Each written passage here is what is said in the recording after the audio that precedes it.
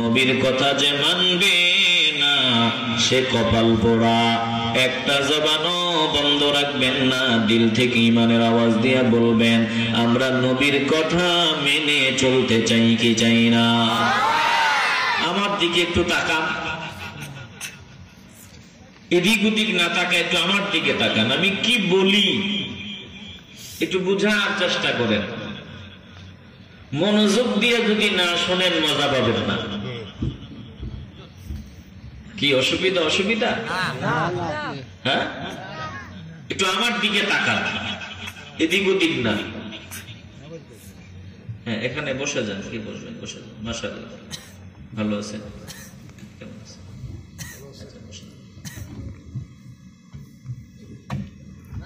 কিছু বলবেন? আলহামদুলিল্লাহ, আমাদের মঞ্চে উপস্থিত হয়েছেন সোনারঘাট উপজেলার সাবেক ভাইস চেয়ারম্যান প্রিন্সিপাল মৌলানা আব্দুল কাইয়ুম সাহেব। প্রিন্সিপাল মৌলানা আব্দুল কাইয়ুম সাহেব মাহফিল কমিটির পক্ষ থেকে ওনাকে মুবারকবাদ এবং স্বাগতম, এবং আমরা মাহফিল কমিটির পক্ষ থেকে ওনাকে বরণ করে নিচ্ছি। মাশাআল্লাহ, আল্লাহ কবুল করুন। জোরে কোন আমিন। একটু দুরূদ শরীফ পড়ি। আল্লাহুম্মা সাল্লি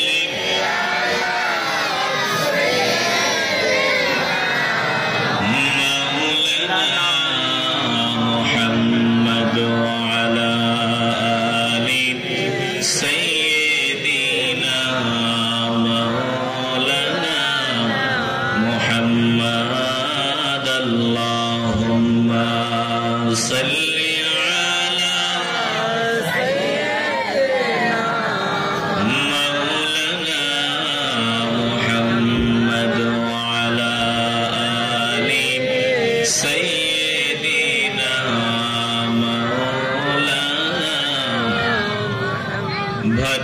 দেশে জন্ম আমার, ভাটির দেশে আমার ঘর, উজান দেশে কেউ নাই রে, সবাই একদিন হবে পর। আল্লাহুম্মা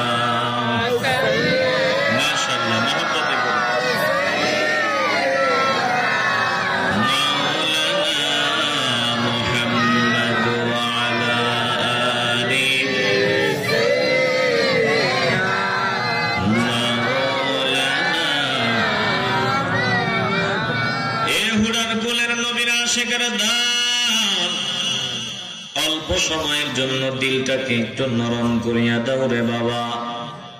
জীবনের শেষ মাহফিল মনে করে একটু আবেগ আর ভালোবাসা নিয়ে বসে যাও।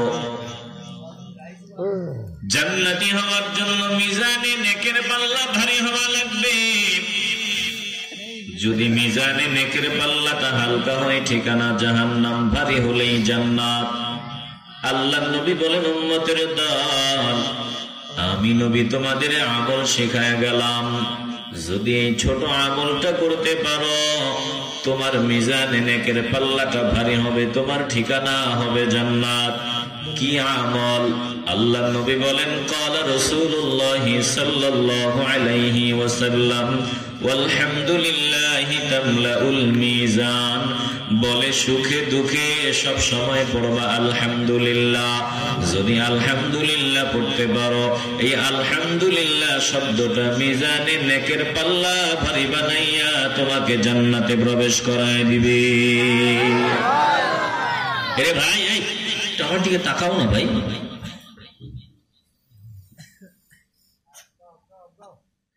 একটা জবানও বন্ধ রাখবেন না, দিল থেকে ঈমানের আওয়াজ দিয়ে বলবেন। এই ছোট একটা বাক্য, ছোট একটা শব্দ আমরা যদি তেলাওয়াত করি, বারবার পড়ি, সুখে দুঃখে পড়ি, ঠিকানা জান্নাত। বলেন সব সময় আমরা মাওলার দরবারে আলহামদুলিল্লাহ বেশি বেশি পড়তে চাই কি চাই না? একটা জবানও বন্ধ রাখবেন না, কলিজা থেকে আবারও চিল্লায় মহব্বতের আওয়াজে বলেন আলহামদুলিল্লাহ। আল্লাহর কালাম শোনার জন্য তৈরি হয়ে যায়। লেনদেনে সততা ও হালাল উপার্জন বিষয় লিখে দেওয়া হয়েছে। লেনদেনে সততা, হালাল উপার্জন। যে বিষয় আলোচনা শোনাবো বিষয়ের নাম আবারও বলি, ভালো করে খেয়াল করেন। লেনদেনে সততা, হালাল উপার্জন। একটা জবানও বন্ধ রাখবেন না। বলেন যে বিষয় আমরা আলোচনা শুনবো বিষয়ের নাম কি? লেনদেন। লেনদেন আর কি? হালাল উপার্জন। লেনদেনে সততা, হালাল উপার্জন। একটু বিষয়টা একটু না মনে রাখতে পারলে এত লম্বা আলোচনা কেমনে মনে রাখবেন? একটা জবানও বন্ধ রাখবেন না। সবাই মুখের জড়তা দূর করে বলেন লেনদেনে সততা ও হালাল উপার্জন। এবার আওয়াজ দিয়ে বলেন বিষয়ের নাম কি? বলে মুআমালাত, হালাল উপার্জন। ভালো করে খেয়াল করেন। একজন বান্দা নামাজ পড়ে, কোরআন তেলাওয়াত করে, রোজা রাখে। বান্দা রমাদানুল মুবারকে রোজা রাখে। বান্দা টাকা পয়সা আছে, হজেও যায়, উমরাও যায়। বান্দা দান সদকাও করে। বান্দা সব সময় টুপি মাথায় দিয়া চলে, লম্বা দাড়িও আছে। বলে এই বান্দা ভালো না মন্দ? এই বান্দা মুমিন না মুনাফিক? বলে এটা প্রমাণ করে না যে নামাজ পড়লেই বান্দা মুমিন, হজে গেলেই বান্দা মুমিন, উমরা করলেই বান্দা মুমিন, আশিকে রাসূল। বান্দা বয়ানে বসিয়া বয়ান শুনলেই বান্দা ভালো লোক। না না না, একজন বান্দা ভালো না খারাপ এটা বুঝার জন্য বান্দার মুআমালাতটা সুন্দর হওয়া লাগবে। অবশ্যই বান্দার লেনদেনটা ঠিক থাকা লাগবে। জোরে কোন ঠিক কিনা? লেনদেন ঠিক নাই, টুপিও আছে, দাড়িও আছে, নামাজও পড়ে, হজও করে, উমরাও করে, মাহফিলও টাকা দেয়, সব ঠিক আছে, সব ঠিক আছে। ঠিক নাই কি? লেনদেনে ভেজাল। বলেন কিসে ভেজাল? লেনদেনে ভেজাল। বান্দা মুমিন নয়, বান্দা ভালো মানুষ না, বান্দা মুনাফিক। একটা জবানও বন্ধ রাখবেন না। বুঝে থাকলে ইমানের আওয়াজ নিয়ে বলবেন আমাদের দেশে, আপনাদের এই হুডার কুলে, আপনাদের গ্রামে সব ঠিক আছে, লেনদেন ঠিক নাই। এমন মুসল্লি, এমন নামাজি আছে না নাই? আসতে বলবেন না, আছে না নাই? শুধু হুডার কুলে না, বাংলাদেশের সব কুলেই আছে। সব ঠিক আছে, লেনদেন ঠিক নাই। তার মানে এটা মুমিন না। কথা কোন ঠিক কিনা? বিশ্বাস করেননি দেখি একজনের কাছে 50,000 টাকা আমানত রাখেন চোখ বন্ধ করে। বলে ভয়। না না, ভয় কেন? ঝামেলা আছে। কথা কয় না। এ মুসলমান ইমানদার, লেনদেনে যতক্ষণ পর্যন্ত সততা না আসবে ততক্ষণ বান্দা তুমি কামিল মুমিন হতে পারবা না। বলে লেনদেন ঠিক আছে, মানুষ যখন চোখ বন্ধ করে বান্দাকে বিশ্বাস করার যোগ্যতা মানুষ তোমার হয়ে যাবে। তোমাকে তোমার ভাই বিশ্বাস করে, তোমার বাবা বিশ্বাস করে, তোমার পাশের মুসলমান ভাই বিশ্বাস করে, সমাজের লোক তোমাকে চোখ বন্ধ করে বিশ্বাস করে। বলে জিন্দিগিতে আমানতের খেয়ানত হবে না, এটা এমন ব্যক্তি। তখন আল্লাহর দরবারে শুকরিয়া আদায় করি, ও আল্লাহ তোমার দফতরে মনে হয় আমি মুমিন হিসাবে পরিগণিত হয়ে গেলাম। যদি এমনটা না হয় যে মানুষ তোমারে বিশ্বাস করে না, তুমি ধরিয়া নিও তুমি এখনো মুমিন হতে পারো নাই। জোরে কোন ঠিক কিনা? বিশ্বাস আজ আমাদের দেশে আসেনি। বিশ্বাস উঠে গেছে। বাবা ছেলেরে বিশ্বাস করে না, ছেলে বাবারে বিশ্বাস করে না, ভাই ভাইকে বিশ্বাস করে না। কেন? বলে বিশ্বাস না করার মতো ঘটনা ঘটছে। কথা কয় না। ও বাজান, এ বাজান, এ বাজান, কই যান, কই যান, কই যান? এও হ্যাঁ হ্যাঁ হ্যাঁ, ও বাদাম বিক্রেতা ভাই, এই আল্লাহর হস্তে আপনি একটু সামনে আসেন, আবার কাছে আসেন। আপনি কাছে, অসুবিধা নাই, আসেন আসেন আসেন, কাছে আসেন, মারাত্মক ডিস্টার্ব দিতেছে। আসেন, এখানে আসেন, আপনি আসেন, এই জায়গায় একটু বসেন। এই যে খালি জায়গাটা আছে না, আপনার বাদাম কয় প্যাকেট আছে? আছে, আচ্ছা। শেষ সময় আপনি বিক্রি করার সুযোগ পাবেন, আর বিক্রি না হইলে অসুবিধা নেই, টেনশন করেন না, একটু বসেন বসেন। আমি ওয়াজ করি, আপনারা বসে বসে বাদাম খাবেন, আমার ভেতর থেকে কি ওয়াজ আসবে? কথা কয় না। এই যে আমাদের সাবেক ভাইস চেয়ারম্যান, আল্লাহর বান্দা, আলেম মানুষ, জ্ঞানী মানুষ, বলেন তো তিনাদের মতো অথবা প্রধানমন্ত্রী, বর্তমানে প্রধান উপদেষ্টা, নাম কি জানি, বলেন না, নাম কি? ডক্টর ইউনূস। খুব পাক্কা টাটকা একজন ইমানদার মানুষ, ঠিক না কথা? খুব টাটকা ইমানদার। আমগো দেশে দেখি অনেক মুফাসসির বয়ানে খুব প্রশংসা করে যে বড় বুদ্ধিমান, ভালো একজন মানুষ। কথা কয় না? কতটা ভালো আমাদের আম্মা জানকে নিয়ে হাসি মস্কারা তিরস্কার করে। নাউজুবিল্লাহ বলবেন না? আগের কথা বলবে, এখন না।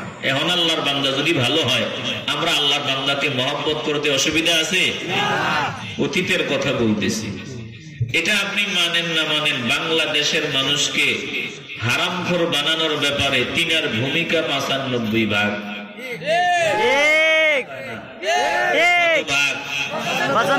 কইলেও ঠিক, না কইলেও ঠিক। তবে এখন যদি আল্লাহর বান্দা মনে করে যে অতীতে যা করছি ইসলামের বিরুদ্ধে, কোরআনের বিরুদ্ধে, এখন আমি সব বাদ দিলাম, আমি বাংলাদেশের মানুষকে নিয়ে থাকতে চাই, আমি দেশ গড়তে চাই, আমরা বলবো তোমাকে বাহ বাহ দেব, পেছনের সব ভুলে যাব। কথা কোন ঠিক কিনা? কিন্তু অতীতের ব্যাকগ্রাউন্ড যেটা, সেটা বেশি ভালো না। এখন আমাদের কোনো উপায় নাই, আমাদের এমন কেউ নাই যে এই মুহূর্তে বসবে দেশ চালাবে। তো আমরা নিরুপায়, তিনি আছেন, থাকুক, কিন্তু আমাদের একটা দাবি আছে। কি দাবি? এখানে বলেও লাভ নাই, আর পরেও বলছি। আমাদের দাবি হলো যে যা করেন আমাদের ঈমানের আঘাত আসে এমন কিছু করা যাবে না। আসতে বলবেন না, এমন কিছু করা যাবে না।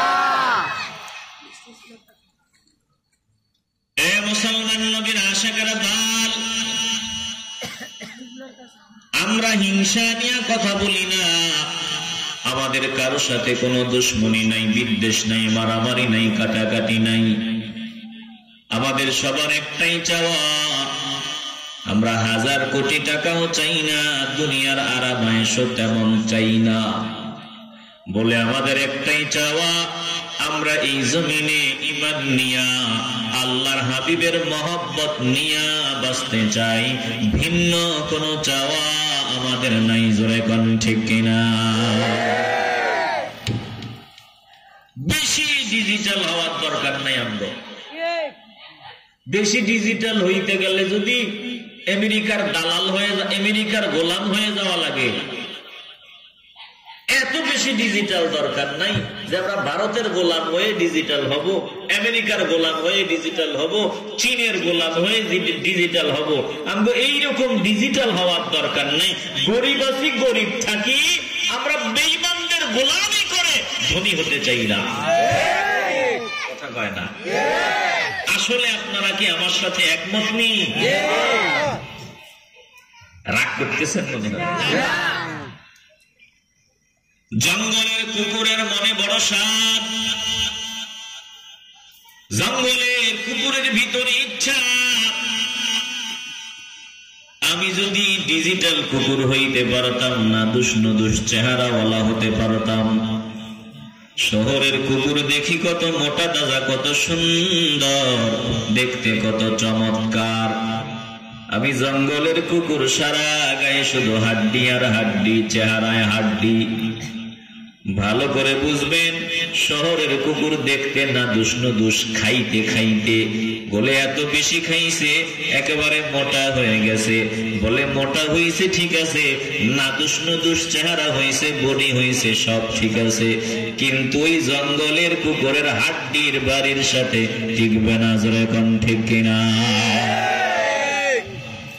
জঙ্গলের কুকুর মনে করছে আমি একটু ডিজিটাল হই, আমি যদি এই শহরের কুকুরের মতো হতে পারতাম। শহরের কুকুরকে দেখা মনের ইচ্ছা, শহরের কুকুর জঙ্গলের কুকুরে ডাক দেয়া কই কিরে দোস্ত খবর কি?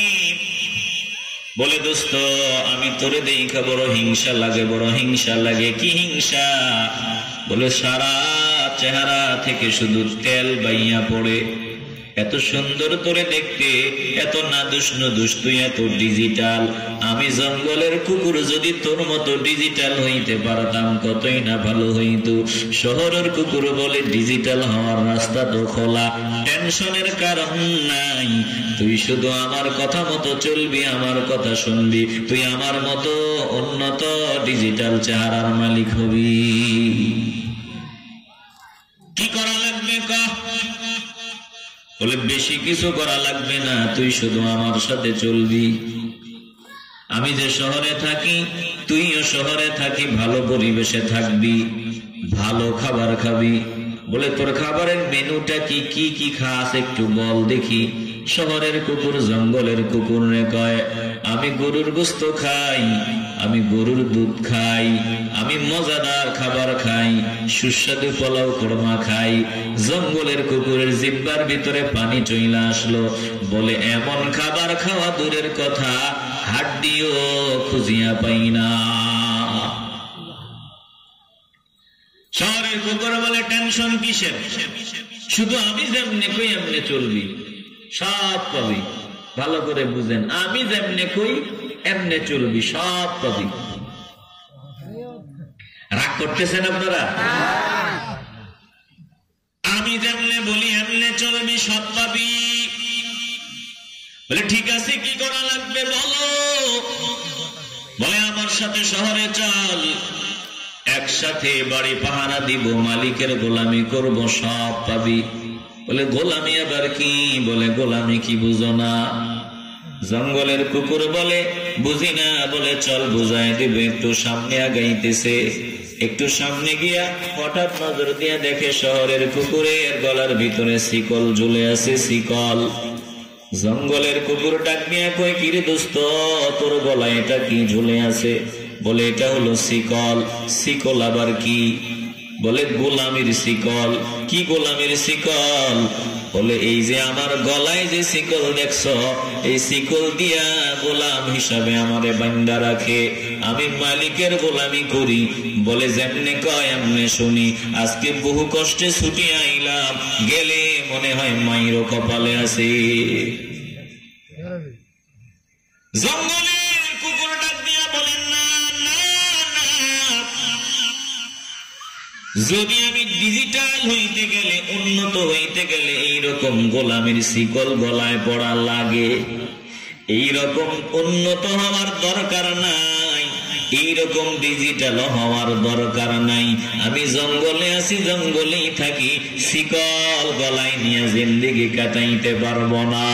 এ মুসলমান ইমানদার, একটা জবানও বন্ধ রাখবেন না, ইমানের আওয়াজ দিয়া বলবেন বাংলাদেশের মুসলমান দিন আনবে, দিন খাবে, পাইলে খাবে, না খাইলে নাই।